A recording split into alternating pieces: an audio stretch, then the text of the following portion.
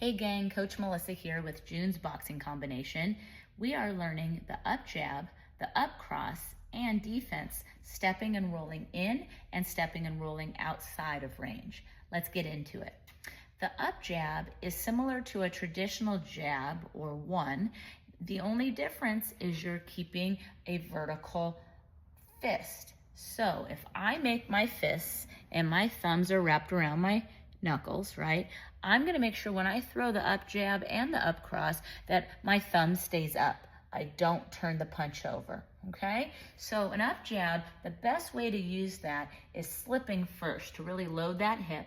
And then when you drive your weight to rotate, you shoot your weight back and drive that arm up, okay? So notice my hand did not turn over. It didn't turn this way, it's right up here. A slip, up jab.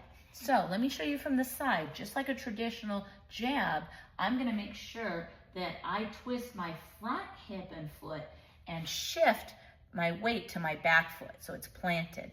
Let me show you again. Slip, up jab, slip, up jab. From the front, slip, up jab, okay? It's really helpful because you can break through a tight guard that way, and if you have a taller opponent, it's a lot more effective in kind of shooting their head back, similar to an uppercut.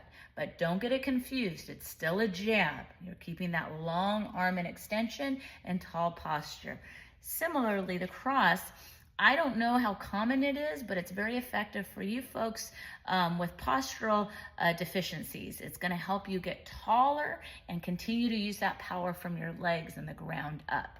So that one attaches to defense really nicely by way of stepping and rolling. If I wanna step and roll inside close to somebody in short range, after they've been throwing some big hooks or haymakers, I'm gonna step, duck, and as I drag that back foot in, throw my two, but as an up two. So I'm getting in with that narrow punch again. When I recoil, I'm gonna step and roll out.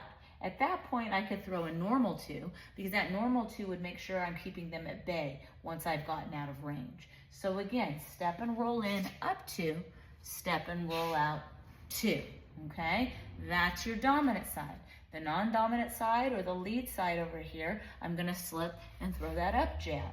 So those are the two ways that we're working this month's combo, and we're linking them together through pivots. But I'm not gonna focus on the pivots right now, just the new punches and the new defense, all right? Let's see how it looks applied to a slip rope and the heavy bag. Just for timing purposes, I've combined the two options together, so that way you can see how they work. I want to make sure in my fighting stance with the slip rope, for this particular combination, I want the rope over my back shoulder. So that's going to be my dominant side, my right side. I'm going to find my range to the bag, and I'm going to slip away from the bag and then throw that up jab, nice and tall. Do you see that? My weight's on my back foot, my front hip and front foot have twisted. So slip, up jab, okay? Slip, up jab.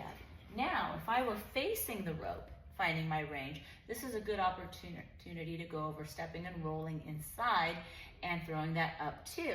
I'm gonna step in front of the rope, duck down, drag the back foot as I rise with that up two. I'm gonna step and roll back out, recoiling and throwing a regular two to keep them at bay. Again, step and roll in, up two, step and roll out, two. Back to the slip jab, slipping, up jab, slip, up jab, okay? Now, you guys, again, already know the pivots and how to do that, and if you're in some of the classes that haven't learned them yet, don't worry about it. That just means we're not there yet. But I'd be happy to make a supplemental video in the next week or so to incorporate that as well. Give it a shot. Let me know how you do. Up jabs, up crosses, and stepping and rolling in and outside.